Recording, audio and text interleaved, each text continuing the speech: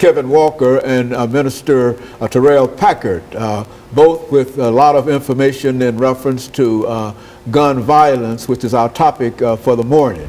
And Mr. Packard, let's see if we can start with you and to have you to give us some information. When you think of the term that we use, gun violence in the state of Tennessee, bringing in all of your experiences from where you've been, how do you see that? I see gun violence in the state of Tennessee. First of all, it's run rampant. It's vital. We have a lot of children running around with guns and using guns, and it's not actually the gun that's the problem, it's the person with the gun. I believe that you should be, guns shouldn't be in the hands of everybody. And because there's so many children around with guns that come from broken homes, broken families, no structure, they're turning their attention to what gives them attention. And what gives the youth attention that comes from broken homes and a perverted society is the streets. There's a lack of education, there's a lack of love in the communities. You know, when I grew up, even though I was a participant of gang violence, our communities reach out to the children. They reach out to the young youth. There was times where I remember as a young adult coming up in the neighborhoods that I come from, that if I was doing something wrong, not only would I get chastised by my neighbor, but I also would get chastised by my parent when I got home. Well, that's been taken out of the communities.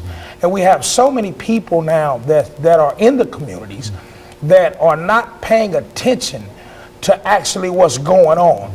They're not paying attention because they're so preoccupied with other things, such as work, such as lack of finances, lack of stability. And you know, when you talk about gun violence, you're talking about an age of people that are running around with guns, and they're using guns not knowing what they're actually doing. And so they're lashing out, and the only way that they know to lash out, which is chaos and confusion, because that's what they're used to living amongst their homes. Well, well, how, Pastor Walker, how can we stop the kind of violence that Minister Terrell Packard is talking about? Well, Dr. Haynes, I think it's going to be difficult to just absolutely stop it.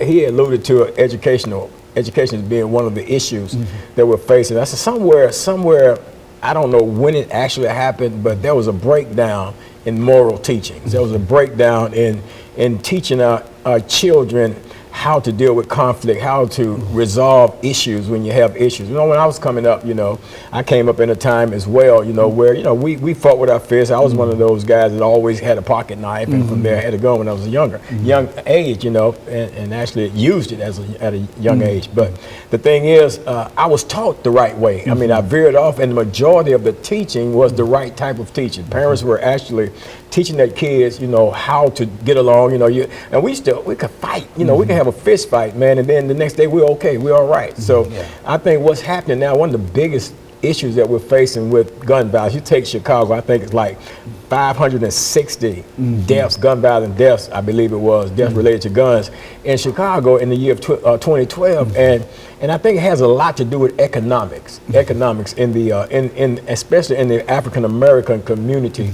It deals with economics because people are out there, they're hustling, they're gang banging. It's about money. You know, it's about, I'm making my money. This is my turf. This is where I make my money. You can't come over here and make money on my turf. And then there's a fear element, I believe, that's involved too. Somebody feels threatened by another individual, and the only recourse that they feel like they have is to go and kill that individual, or how they say, I'm gonna go smoke him, you know, on the street. So, and because of that fear, the fear that I have of you hurting me is gonna cause me to get you first. It's not because I'm just this cold-blooded killer. It's just that It's I'm either afraid. kill or be killed. Yeah. Is that the attitude? Yeah, it's either I'm going to kill you or I'm going to wait until you kill me. And then, and then it's also this thing factors in about, I got, get this reputation and stuff like that about, I'm hard, I'm cold, I'm tough, and stuff like that. I'm earning my stripes or what have you in the ranks of the gang and all of that.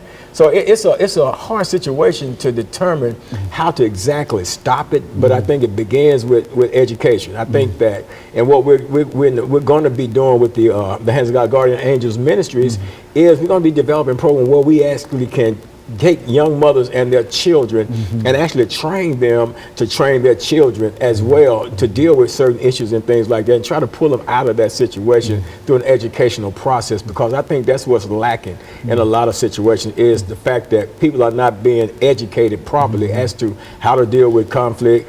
People think there's a thought process, Dr. Haynes, that says, if you step to me, I'm stepping to you, and not realizing that if I walk off, that doesn't mean I'm weak. See, I can walk off from an individual now, whereas in the past, I had to do something to you if you step to me. But today, I know I display more strength in walking away from you than I ever would in challenging and confronting you in a violent way. And we've got about 1 minute and 45 seconds during this segment, Mr. Packard. But let's look at, when we come back, let's look at